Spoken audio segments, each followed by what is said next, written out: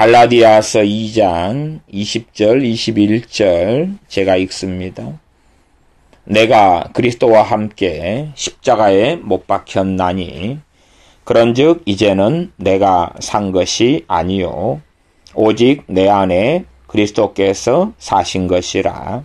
이제 내가 육체 가운데 사는 것은 나를 사랑하사 나를 위하여 자기 몸을 버리신 하나님의 아들을 믿는 믿음 안에서 사는 것이라.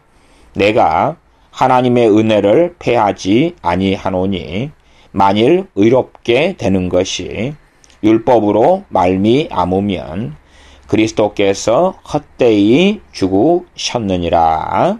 아멘. 제가 참 이 장로교 목사로서 장로 교인들이나 장로교 신학자들이나 장로교 목회자들에게 굉장히 통탄하는 것 중에 하나는 뭐냐 그러면 장로교는 존 칼빈의 신학의 바탕에서 세워진 교단입니다. 그런데 장로교 교인들이 존 칼빈 목사님에 대하여 첫째는 모른다는 것. 모른다는 건 전혀 이름을 안 들어봤다는 것이 아니라 그분이 최소한 했던 메시지나 설교들을 제대로 읽거나 들어본 사람이 거의 없다는 것입니다.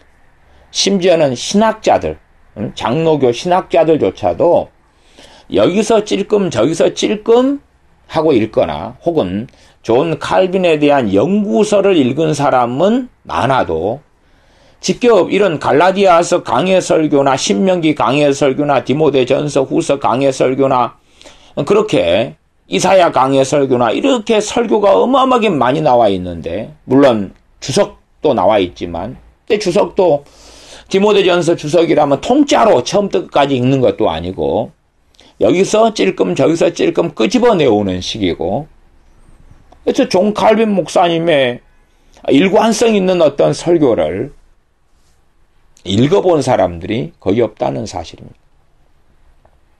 제가 장로교 신학교를 다녔을 때도 신학생들, 신학대학원생들 가운데 기독교 강요를 찔끔찔끔 읽은 사람은 있었어도 존 칼빈 목사님의 설교를 읽은 사람은 일단은 제가 아는 한은 한 명도 없었습니다. 제가 아는 한은 한 명도 없었습니다. 물론 저 같은 경우도 신학대학원을 나온 다음에 목회를 하면서야 존 칼빈 목사님의 설교집들을 읽기 시작했습니다. 이게 저도 마찬가지입니다. 존 칼빈 목사님에 대한 신학적 연구서들은 종종 읽었지만 다시 말하면 존 칼빈 목사님이 이런 이야기 저런 이야기를 했다는 것을 짜집기 위해서 자기 나름대로 해석한 주장들은 많이 봤지만 물론 존 칼빈 목사님으로부터 나왔다고 주장하는 자칭 타칭이든 그러한 칼빈주 5대 교리 같은 거 그런 거에 대한 이야기는 많이 들었지만 직접적으로 이분의 설교를 이 세밀하게 읽어본 적은 신학교 다닐 때는 없었고 심지어 교수님들 가운데서도 그런 사람이 없었다 그런 말이죠. 그런 것이 통탄할 일이다. 또 반면에 존 칼빈 목사님을 막 마귀의 자식, 악마의 자식이라고 저주하고 욕하고 이런 교회들 대표적으로는 그 큰 믿음 교회, 사랑하는 교회라고 하는 거기에서 존 칼빈 목사님을 살인자다, 살인마다 이렇게 욕하는데 주의 종을 욕하고 모독하려면 최소한은 그가 무슨 설교를 했는지 풍월이 아니라 무슨 말씀을 어떻게 전했는지 풍월이 아니라 또 역사적인 그것도 대부분 거짓말입니다. 그런데 그냥 막무가내로 가십거리를 가지고 그렇게 달라들면 하나님 앞에서 정당하겠느냐 하는 것이죠. 장로교든 감리교든 어디든지 간에 이 존 칼빈이라는 주의 종에 대하여 정말 부정당하게 부당하게 행한다. 그것이 통탄할 노릇이다 하는 겁니다. 사실상 그런 의미 때문에 칼빈 목사님의 갈라디아서 강해 설교집을 읽어가면서 말씀을 나누는 것이고, 또 하나는 사실은 어느 시대가 되었든 존 칼빈이라는 주의 종같이 말씀을 정말로 깊이 있게 가리키고 전하는 주의 종을 찾기가 너무 어렵기 때문에 그렇습니다. 미국의 대각성 운동을 일으키는데 쓰임받았던 조나단 에드워드 목사님입니다. 그는 최고의 신학자 중에 한 명으로 꼽히지만, 조나단 에드워드 목사님의 이 책들을 읽어본 사람은, 신앙과 정서 같은 책은 그나마 좀 낫지만 다른 책들은 상당히 좀 난해한 부분을 많이 가진다 하는 것을 이해할 겁니다만은, 그보다도 오래된 존 칼빈 목사님의 설교집이나 책은 그런 난해성이 거의 없다는 사실이에요. 말하자면 현대인이 글을 쓴 것하고 똑같아요. 난해하고 이상한 게 없어요. 오히려 뭔가가 좀 난해하고 어렵다 그러면, 그리고 원서를 찾아보고 조사를 해보면 번역자가 번역 실력이 떨어져가지고, 혹은 번역자가 이해력이 떨어져가지고 잘못 번역하기 때문에 그런 부분이 있더라 그 말이에요. 존 칼빈 목사님의 갈라디아서 강해 설교 14번째, 지난 시간에 이어서 갈라디아서 2장 20절 21절 본문 강해를 읽어갑니다. 우리 위에 쏟아부어진 모든 선한 것들은 다 하나님께서 주신 것임에 틀림이 없으며, 그렇기 때문에 하나님은 모든 찬양을 받으셔야 합니다. 사실은 진정한 믿음은 항상 겸손을 통해서 나타납니다. 겸손은 사람들로 하여금 모든 공로를 하나님께 돌리는 반면에 기꺼이 자신은 아무것도 아닌 것이 아니라는 것을 알게 합니다. 만약 한 인간에 불과한 신자가 자기 안에 그리스도께서 사신다고 자랑을 한다면 이상하게 보일 것입니다. 낮은 이곳에 살고 있는 우리의 삶에는 많은 약점이 있습니다. 그러니 예수 그리스도께서 우리 안에 사신다는 말은 너무나 이상한 말에 불과하게 보입니다. 그러나 결코 그렇지 않습니다.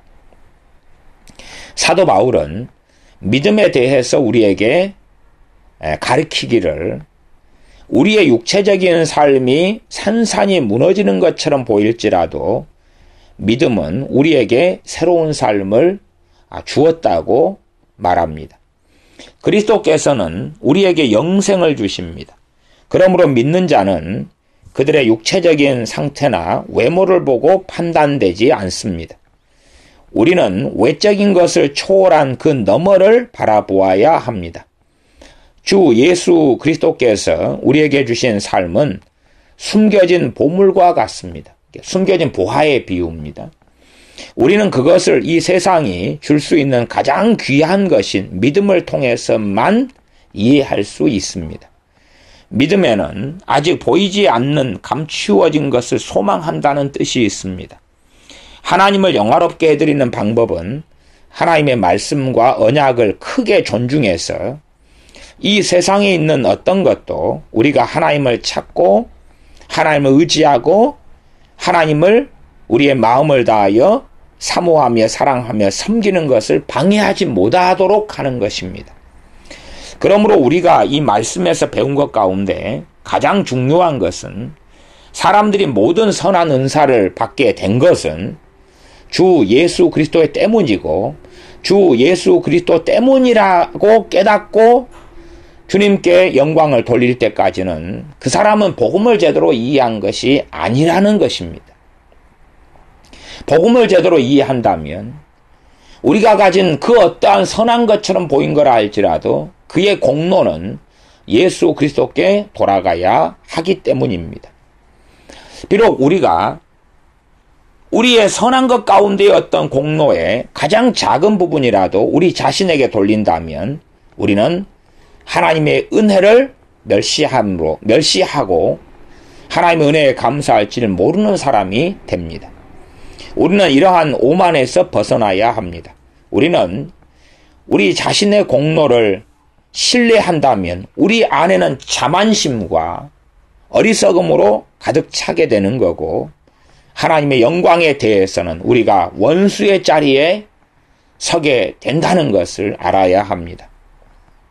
물론 이러한 것을 우리가 시인하지 않고 어리석게 살 수 있습니다. 사실에는 변함이 없어 위선자들은 모두 그들 자신이 가지고 있는 가치 때문에 의롭게 될 것이라고 착각합니다. 내가 사랑받을 자격이 있기 때문에, 내가 하나님께서 나를 이쁘게 보실 수밖에 없는 존재이기 때문에 자신은 구원받게 될 것이라고, 의롭게 될 것이라고 착각하여 하나님의 영광을 도둑질합니다. 믿는 자들이 겸손해지는 것은 하나님의 호감을 사려는 행위가 아닙니다. 그보다는 모든 것을 인자하신 하나님께 받았기 때문에 그들 안에는 자랑할 것이 아무것도 없다는 것을 깨닫기 때문에 그렇습니다. 그것이 참된 겸손입니다. 겸손은 억지로 혹은 스스로 낮추는 어떤 것이 아니라 복음 안에, 율법 안에 우리의 참된 진실을 발견할 때 나타나는 것입니다.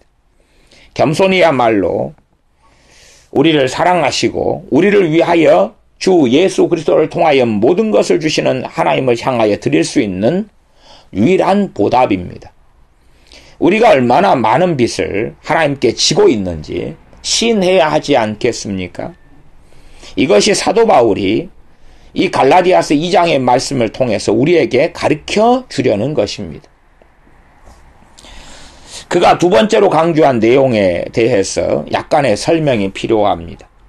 내가 육체 가운데 사는 것은 나를 사랑하사 나를 위하여 자기 몸을 버리신 하나님의 아들을 믿는 믿음 안에서 사는 것이라고 말했습니다.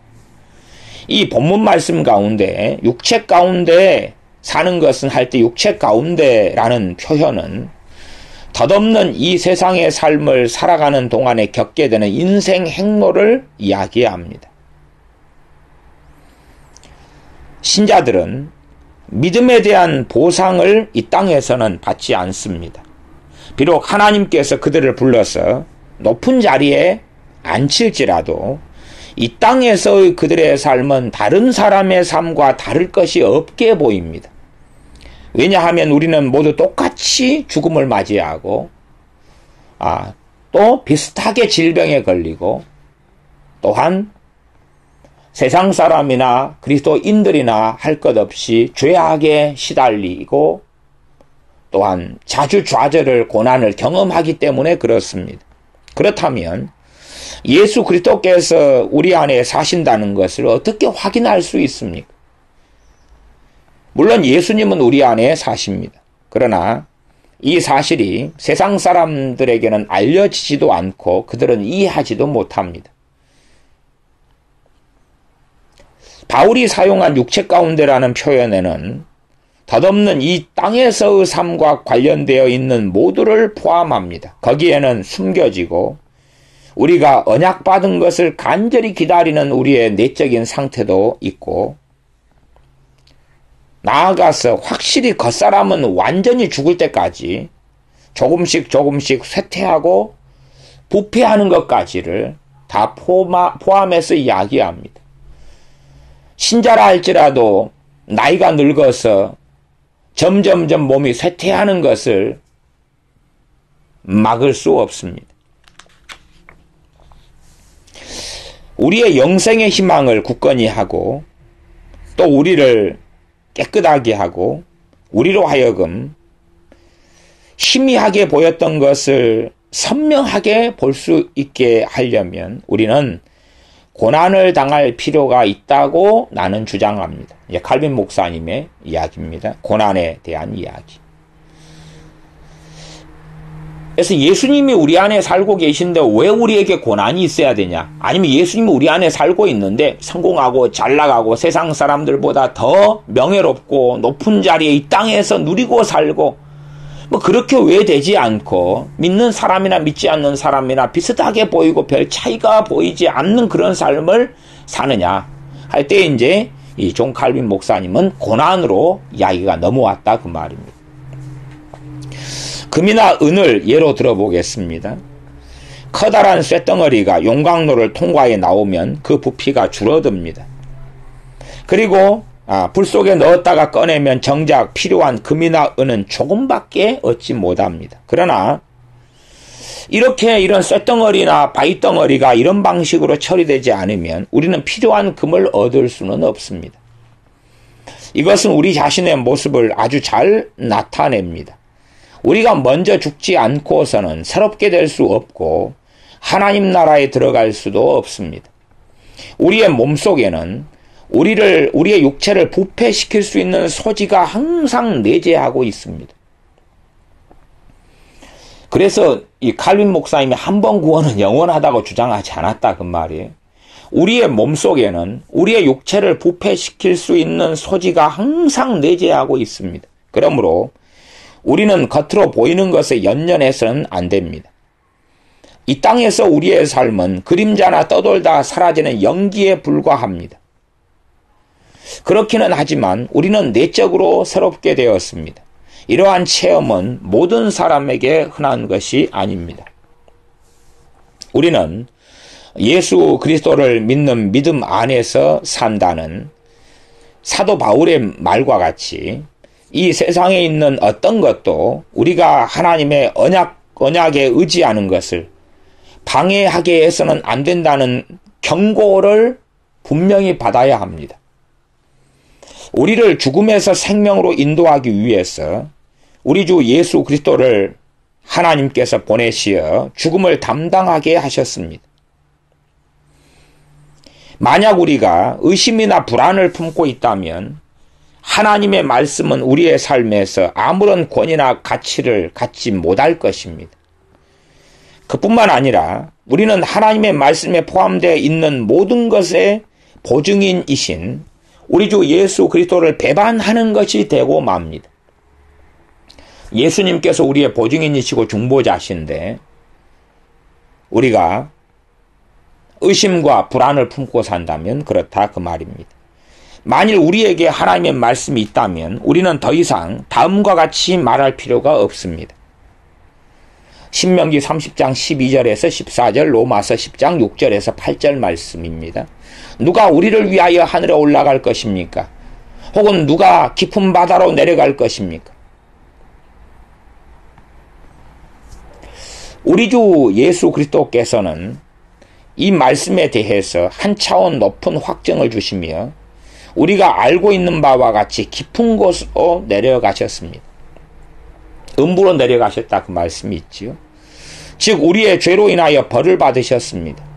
그리고 하나님 아버지의 재판석 앞에서 우리의 담보물과 변호사가 되십니다. 따라서 예수님께서는 하늘에 올라가셔서 우리를 위하여 예비해 두신 유업의 소유권을 넘겨 받으셨습니다.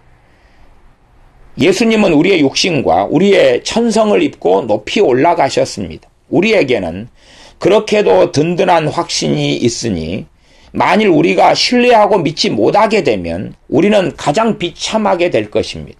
그러니까 우리 신자라 하는 사람들이 우리 주 예수님을 신뢰하지 못하고 믿지 못하면 우리는 가장 비참한 자가 될 것이다. 구원받지 못할 것이다 그 말이지. 많은 사람들이 갈라디아 교인들처럼 율법의 행위로 빠지고 말았고 우리 주 예수 그리스도에게서 눈을 돌리거나 십자가와 율법의 행위를 혼합시키는 어리석음에 빠지고 말았습니다. 그러므로 우리는 항상 기록된 것을 기억하고 있어야 합니다. 우리는 우리의 희망을 보이는 것에 두지 말고 인간의 감각으로 감지될 수 없는 것에 두어야 합니다. 믿음을 통해서 그렇지요. 우리는 지금 천국을 보지 못하고 있고 심지어 우리의 영혼 자체도 어떨 때 느끼기는 하지만 보이지 않습니다. 믿음이란 실체도 눈에 보이지 않고 소망이란 실체도 눈에 보이지 않습니다. 이러한 까닭으로 우리는 예수 그리스도를 믿는 믿음으로 생활하는 방법을 배워야 합니다. 이 세상에서의 삶이 아무리 비참할지라도 또 아무리 많은 슬픔과 노고와 근심과 고난과 어려움을 참아야 할지라도 우리가 계속해서 충성을 다하는 한 우리는 우리의 환난을 통해서 완전한 행복을 누릴 수 있습니다. 그들이 주 예수 그리스도를 통해서 하나님의 축복을 받고 하나님에 의하여 성화되는 한 우리가 잘 알고 있는 로마서 8장 2절 같은 말씀과 같이 합력하여 우리의 선을 이루게 됩니다. 하나님은 우리를 연약한 가운데서 강하게 하십니다. 우리에게는 복음이 우리에게 약속된 내용을 볼 수 있는 눈이 없을지라도 우리는 절대적으로 복음을 통하여 확신할 수 있습니다. 그렇습니다. 주 예수 그리스도의 왕국이 드러났는데 일부분만 드러났습니다. 그래서 우리는 이 땅에 살면서 그리스도의 나라를 일부분만 경험하고 체험하며 맛볼 수 있습니다. 이 세상이 너무나 소란스럽고 혼란스럽기 때문에 구원에 대한 가치를 보이는 것으로 평가해서는 절대 안 됩니다. 우리 주 예수 그리스도께서 재림하실 때까지 우리의 삶을 다 알 수 없다는 것을 우리는 시인해야 합니다. 주님께서 재림하실 때가 되면 우리가 예수님을 믿었던 것과 또 그분의 복음이 주는 가르침을 받아들였던 것이 잘못되지 않았다는 것을 우리는 명백하게 알게 될 것입니다. 그러면 어떻게 해야 믿음으로 살 수 있습니까? 우리는 연약한 백성이 되어서 필요하고 부족한 것들이 다 충족되는 평안한 생활을 하려고 해서는 안 됩니다. 그러한 생활은 우리들로 하여금 하나님께서 우리에게 약속하신 내용을 잊어버리게 만들고 우리는 하나님의 약속을 대수롭지 않게 여길 것입니다. 그리고 그로 인하여 우리의 믿음은 파손될 것입니다. 그러니까 예수를 믿는 신자들이 풍족하게 살고 다 누리는 삶을 살게 되면 믿음에 파손될 거라고, 지옥으로 떨어질 거라고, 구원을 잃어버릴 거라고 칼빈 목사님은 이야기합니다. 그게 이 칼빈 목사님의 갈라디아서 강해 설교 상권 345페이지 두 번째 단락입니다. 그렇기 때문에 그리스도인들에게 고난이 필요하다는 것이지. 그렇기 때문에 천금같이 되어져 나와야 되고, 오히려 많은 믿는 그리스도인들은 예수를 믿기 때문에 복지를 꿈꾸고 성공을 꿈꾸고 평안을 꿈꾸고 여행을 꿈꾸고 참으로 많은 것들을 먹고 마시기를 꿈꾸지만 그것이 자신들의 믿음을 파손하고 있다는 것을 깨닫지 못합니다. 많은 기도를 통하여 자신들의 성공을 기도하고 복지를 기도하고 자신들의 부를 기도하고 자신들의 건강을 기도하고 자신들의 안식을 기도하고 또한 자신의 자녀들의 복지와 성공과 평안을 기도하는데 그것이 자신들의 나아가 자식들의 믿음을 파손시킨다는 것을 어리석은 자들은 깨닫지 못합니다. 우리의 눈을 들어 위의 것을 바라봅시다. 그러나 우리가 우리 자신의 지능이나 지혜로 천국으로 인도되는 어리석음을 바라지는 맙시다. 왜냐하면 우리의 지능이나 지혜나 우리의 율법의 행위로는 결코 하나님 나라에 들어갈 수 없기 때문에 그렇습니다. 그러나 우리의 미래를 위해서 하신 하나님의 약속에 대해서 깊이 생각하고 묵상하고 이 세상을 넘어서서 현재의 것들은 접어둡시다. 환난과 고난 중에서라도 참고 기다립시다. 왜냐하면 이러한 것들은 우리를 시험해보기 위해 찾아올 것이고 환난과 고난은 우리가 하나님의 나라에 합당한 백성인지 환난과 고난을 통하여 하나님은 우리를 시험하십니다. 우리가 하늘에 있는 우리의 안식처로 주님 재림하실 때 들림받아 승리의 면류관을 쓸 때까지 우리는 세상 속에서 고난과 환난 중에서 주 예수 그리스도의 이름과 영광을 위하여 죄와 싸우는 것이 우리의 임무이기 때문입니다.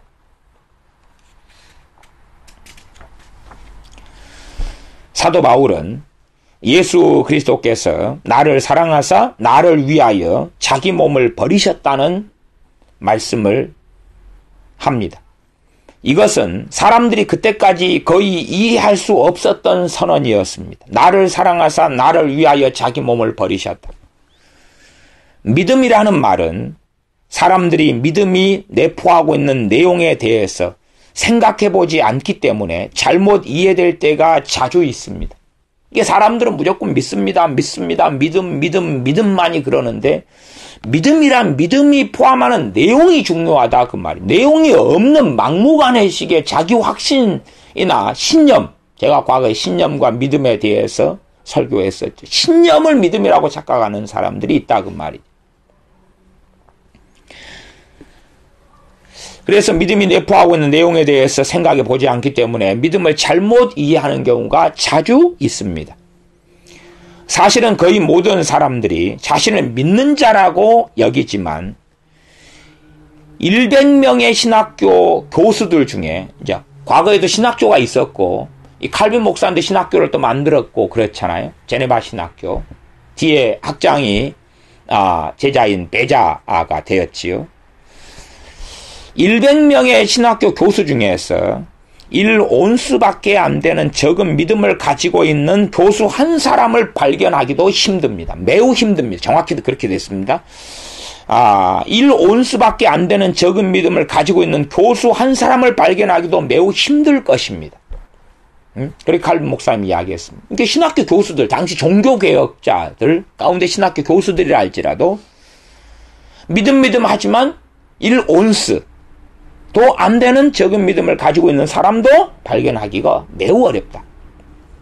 사도 바울은 예수 그리스도께서 그를 사랑하셔서 그를 위하여 자기 몸을 버리셨기 때문에 믿음으로 산다고 우리에게 알려주었습니다. 물론 우리도 그와 똑같습니다.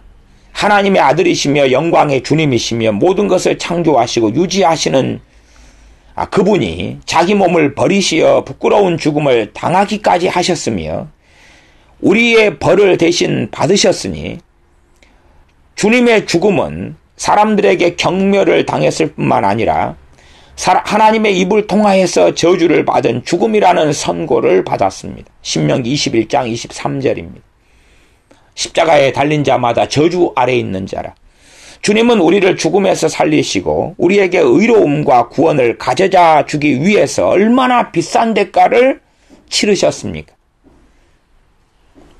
만약 우리가 우리 주 예수 그리스도의 죽음과 고난의 가치와 의의에 대해서 생각할 수만 있다면 우리가 당하는 모든 유혹을 물리치기가 쉬울 것입니다.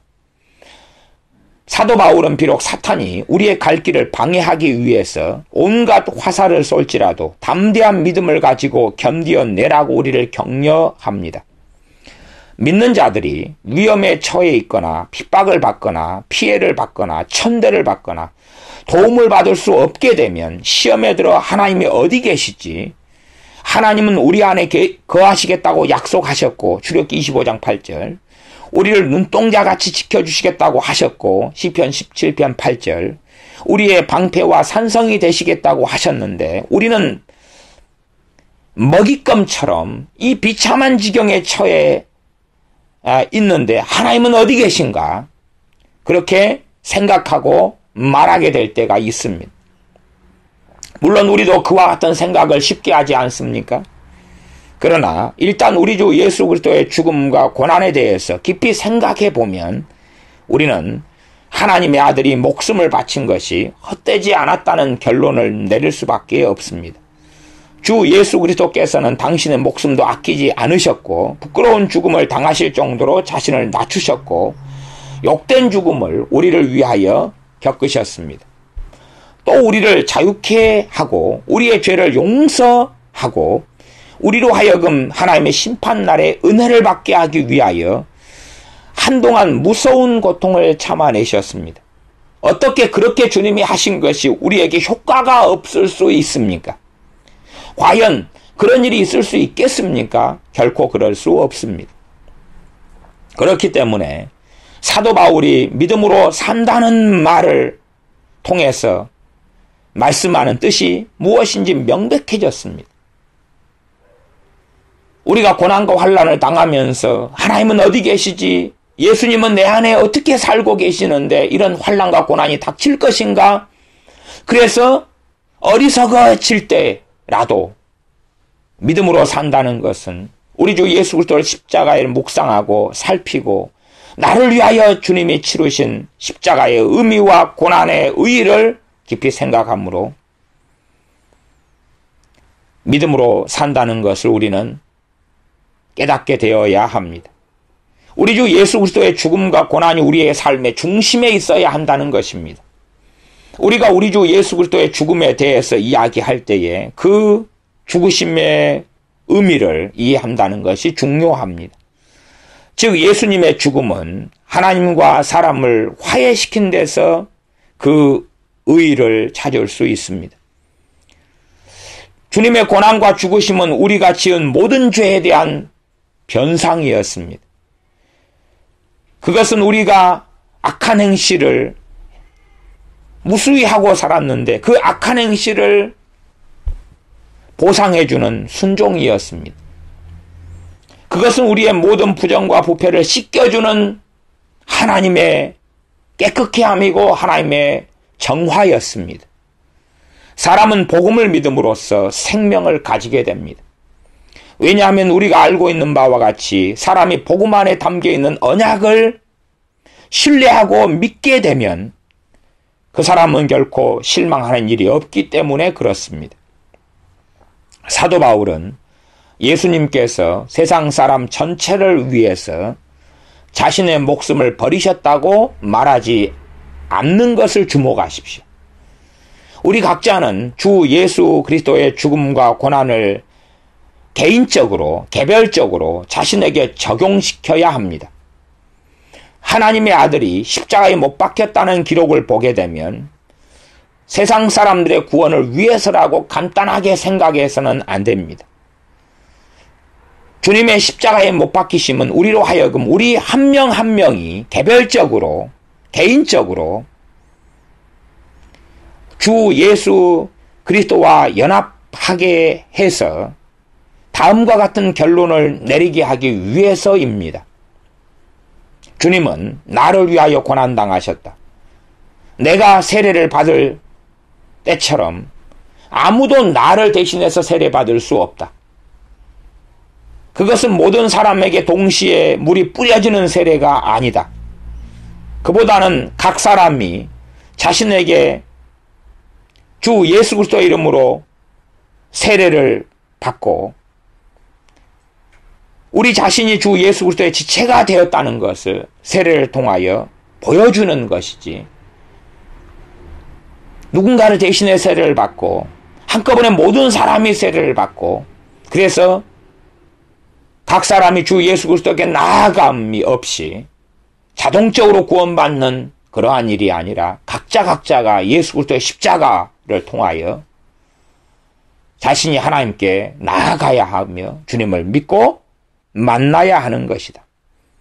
그렇게 당연하게 생각해야 합니다.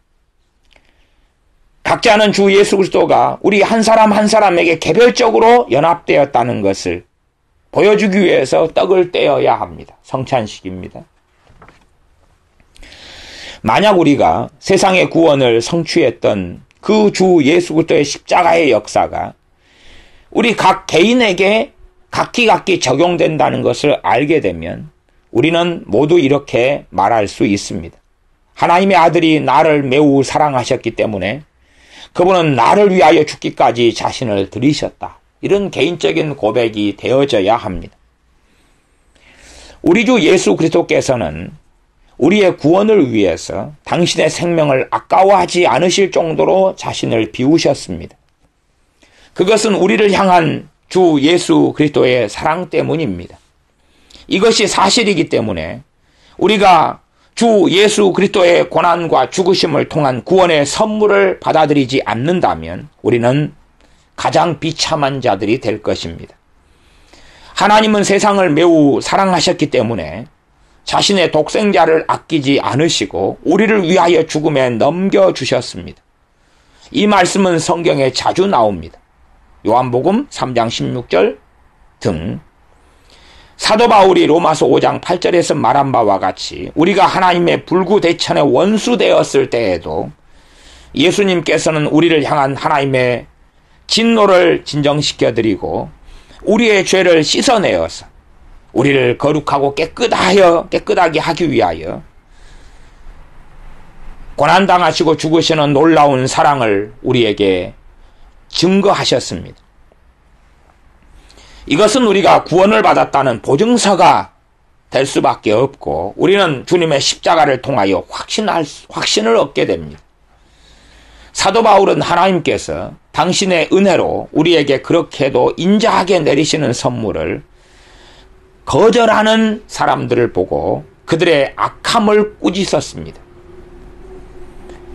우리가 하나님을 먼저 사랑한 것이 아니라고 요한일서 4장 9절도 사도 요한이 전하는 것을 기억해야 됩니다. 다른 말로 하면 우리가 하나님의 사랑을 받을 자격이 있기 때문에 하나님 우리를 사랑하신다거나 우리가 너무나 사랑스러운 존재이기 때문에 주님께서 우리를 사랑하셨다는 것이 결코 아니라 천덕꾸러기이며 죄인이며 심판받아 멸망받아 마땅하고 버림받아 마땅한 가증스러운 죄인이고 사랑받을 것이 1.1터럭도 없는데 전능하신 하나님께서 또한 주 예수 그리스도께서 사랑하셨다는 말씀입니다. 그게 복음입니다.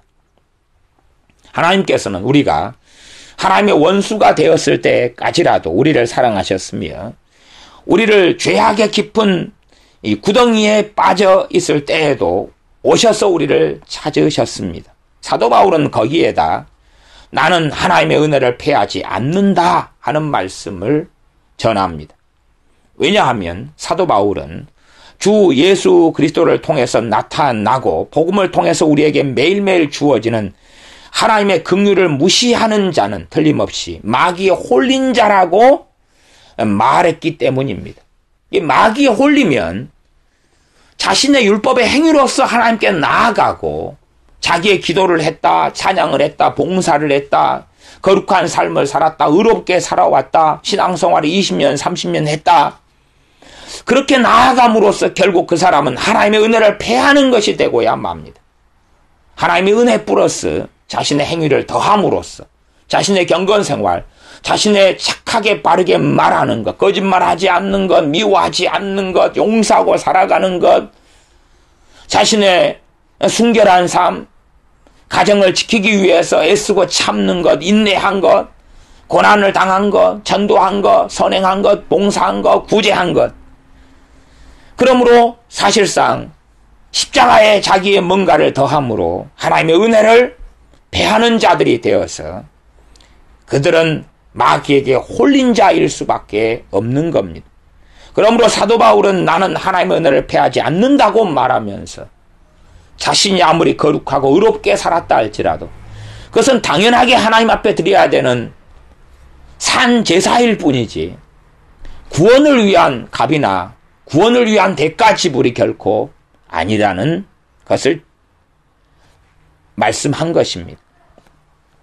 주 예수 그리스도의 죽음과 고난이 하나님의 무한한 선하심과 함께 전해질 때마다 하나님으로부터 주 예수 그리스도를 통하여 초청장이 발부되고 있습니다. 주 예수 그리스도께서는 우리를 오라고 부르고 계십니다. 그분은 우리에게 이 세상 것을 뒤로하고 세상의 모든 것을 단념하고 하나님만을 믿으라고 외치고 계십니다. 사정이 이러하니 우리는 하나님의 은혜를 패해서는 절대 안 됩니다. 사도 바울은 전에 방탕했던 사람들에게 간구하고 있으며 그들이 가야 할 길로 안내하고 있습니다. 사실은 그는 이렇게 외치고 있는 겁니다. 복음을 한마디도 들은 적이 없는 무식한 사람들에게는 변명할 수 있는 소지가 있을지 모르지만 우리는 변명할 수 없다. 우리는 복음을 들었기 때문에 주님의 초청을 거절하고 자신의 의로 나아가고 자신의 행위로 나아간다면 결코 하나님의 심판대 앞에서 거절할 수 없을 것이다. 우리가 하나님의 은혜를 거절한다면 우리는 갑절의 벌을 받아 마땅합니다. 이것은 용서받을 수 없는 배은망덕하는 행위라는 것을 우리에게 알려줍니다. 그러니까 우리 예수를 믿는 신자들이 어느 때가 되어서 우리의 율법의 행위로 빠져버리고 나아간다면 우리는 변명할 수 없을 거고 복음을 듣지 못한 세상 사람들보다 갑절에 하나님의 진노를 받게 될 것입니다. 그럼에도 불구하고 주 예수 그리스도에 대해서 들어본 적이 없는 자라 할지라도 하나님의 긍휼은 받지 못하고 멸망할 것이고 영원한 심판 아래 처하게 될 것입니다. 그들이 하나님의 말씀에 무지했다, 복음에 무지했다는 것을 정당화할 수는 없습니다. 나는 모든 이방인과 지금까지 살아온 우상 숭배자들에 대하여 이야기하고 있는 것입니다. 모든 사람은 하나님 앞에서 입을 다물게 될 것입니다. 그렇다면 하나님께서 매일매일 그들에게 보내시는 복음인 기쁜 소식, 복된 소식에 귀를 기울이지 않는 자들은 과연 어떻게 되겠습니까? 하나님께서는 우리를 예수 그리스도를 통하여 오라고 초청하십니다. 우리가 고린도 후서에서 보는 바와 같이 정말로 그렇게 하라고 우리에게 간구하고 간청하고 계십니다. 하나님께서 사람의 모습을 가지신 독생자를 통하여 우리에게 허리를 굽히시고 간청하신다는 것은 얼마나 놀라운 겸손의 표현입니까? 사실은 매일매일 하나님을 노엽게 해드리는 것은 우리들인데도 하나님께서는 우리에게 접근해 오시고 우리와 화해하고 싶어 하시는 마음을 나타내십니다. 우리는 마귀와 같이 악으로 가득 찼고 타락한 죄인들입니다. 그런데도 하나님께서는 우리를 찾아오셔서 화해하시는 것 외에는 아무것도 요구하지 않으십니다. 사도 바울은 만약 우리가 하나님이 그렇게 풍성하게 주시는 은혜를 거절한다면 우리는 어떻게 되겠느냐고 묻습니다. 끝으로 사도 바울은 만약 의롭게 되는 것이 율법으로 말미암았다면 그리스도께서 헛되이 죽으셨다고 결론을 내립니다.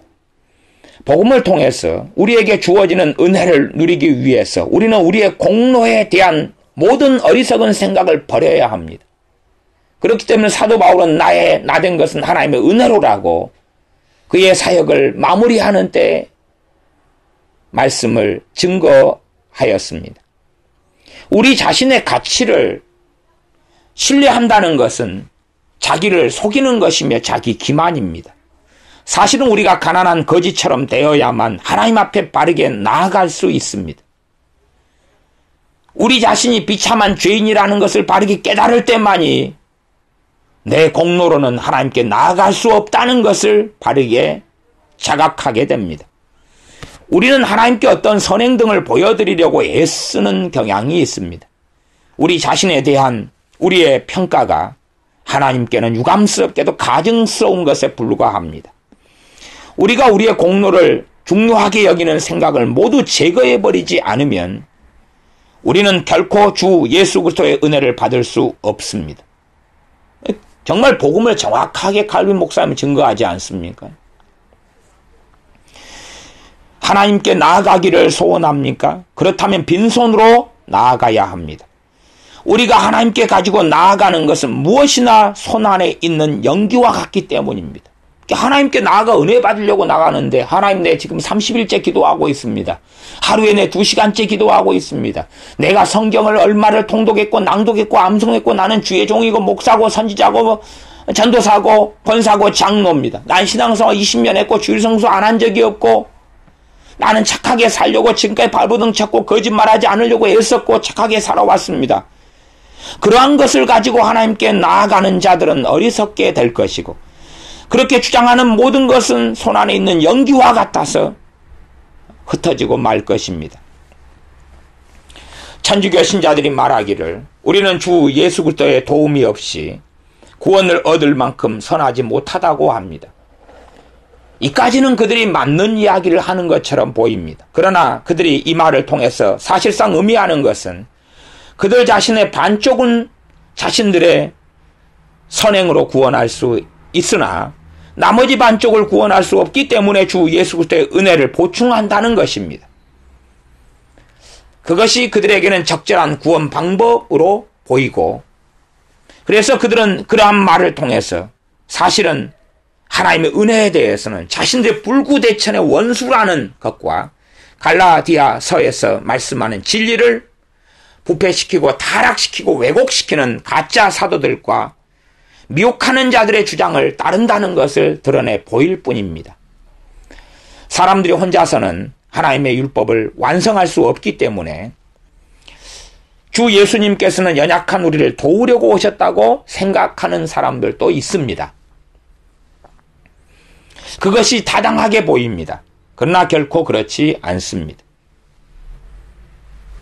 말하자면 100% 율법을 지켜야 되는데 내 힘으로는 10%밖에 못 지키니까 주님이 나를 도우러 오셔서 90%를 채워가지고 100% 율법을 지킴으로 구원을 완성한다는 어리석은 생각은 말이 되지 않습니다. 우리는 부패했고 타락했기 때문에 사실상 율법의 1%라도 진실하게는 이루거나 달성할 수가 없는 것입니다.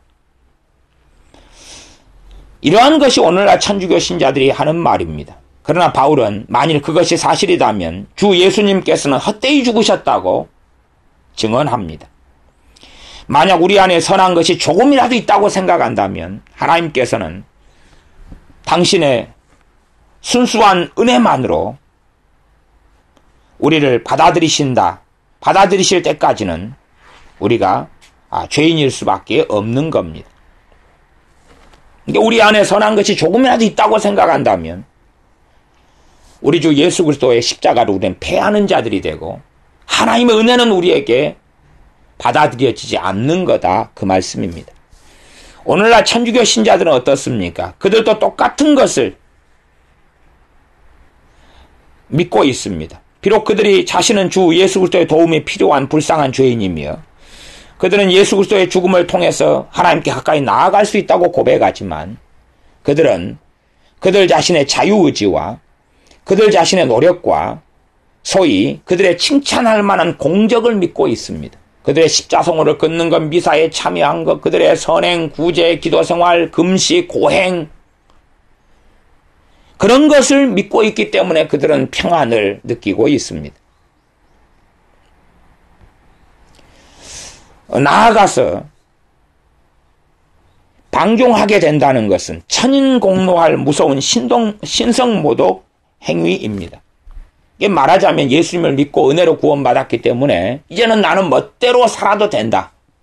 그렇지 않느냐? 은혜로만 구원받는다며. 우리의 행위로 우리의 의로운 행위가 하나도 필요 없다며. 그러니 나는 내 멋대로 방종하고 살아도 구원받을 수 있을 것이 아니냐. 그런 주장을 하는 자들은 천인공노할 신성모독에 빠지는 것입니다. 사도 바울은 만일 우리가 율법으로 말미암아 의롭게 된다면 주 예수 그리스도께서 헛되이 죽으셨다는 결론을 내립니다. 우리는 주 예수 그리스도를 소유하고 싶어 합니다. 그렇다면 우리는 먼저 우리가 그분에게 가는 이유를 알고 있어야 합니다. 왜 예수님께 나는 가는가? 그것은 우리는 율법에 의하여 심판대에 서게 되고 하나님의 저주를 받고 있기 때문입니다.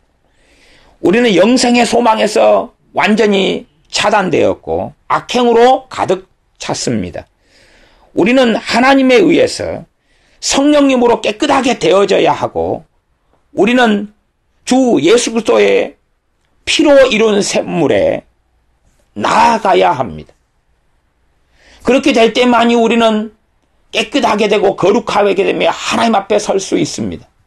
그렇게 죄를 회개하고 예수님께 나아가기를 원하는 자들이 방종하게 살아도 된다고 주장하고 생각한다면 말도 안 되는 이율배반일 수밖에 없고 주 예수 그리스도의 십자가를 조롱하는 자가 될 수밖에 없는 것입니다.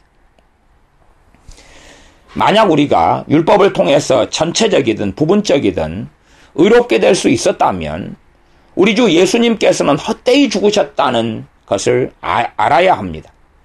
그러므로 우리는 그러한 가르침을 거절하는 법을 배웁시다. 왜냐하면 그들은 공로와 아무 대가도 받지 않고 하는 속죄를 혼합함으로 하나님의 진리를 위조하기 때문입니다. 자신들의 공로와 대가를 조금이라도 포함을 시켜야지만이 안정감을 얻는다. 다른 말로 하면 사실은 그들이 주 예수 그리스도의 십자가에 주 예수 그리스도의 피 흘리심에 전적인 의탁을 하지 않고 있다. 그것만으로는 불안하기 때문에 다시 말하면 그들의 믿음 없는 것을 증거하고 보기 때문에, 믿음이 없기 때문에, 주 예수 그리스도의 십자가에 대한 믿음이 없기 때문에 그들은 불안하고 근심되기 때문에 자신들의 공로를 더해야지만이 믿음을 가장한 평안과 안전을 느끼기 때문에 그렇습니다. 그들은 하나님의 진리를 위조하는 혼합주의자들입니다. 그보다는 모든 것을 우리 주 예수 그리스도의 공로로 돌려야 합니다. 우리는 예수님께 의지하기로 하였으니 우리 주 예수님께서 주시는 영적인 축복 속에서 또한 우리의 구원을 이루어 주심 속에서 우리는 기뻐합시다. 기도하겠습니다. 아버지 하나님, 존 칼빈 목사님의 갈라디아서 강해를 통해서 주 예수님의 사랑이 어떠한지, 전능하신 아버지 하나님의 사랑의 깊이와 넓이와 길이가 어떠한지, 또한 우리는 사랑받을 자격이 없는데 주님께서 우리를 사랑하셔서 오심을 봅니다.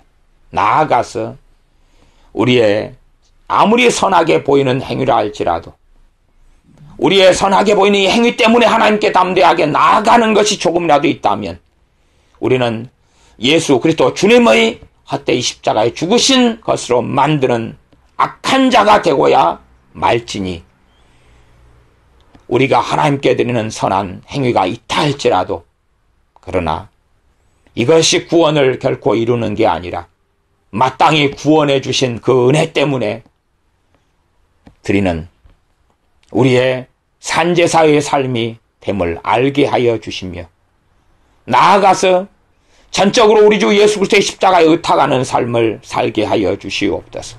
주 예수 그리스도의 죽으심과 부활에 의탁하지 않고서는 우리의 마음에 평안과 안식이 없을 터이오매, 우리의 믿음의 부족을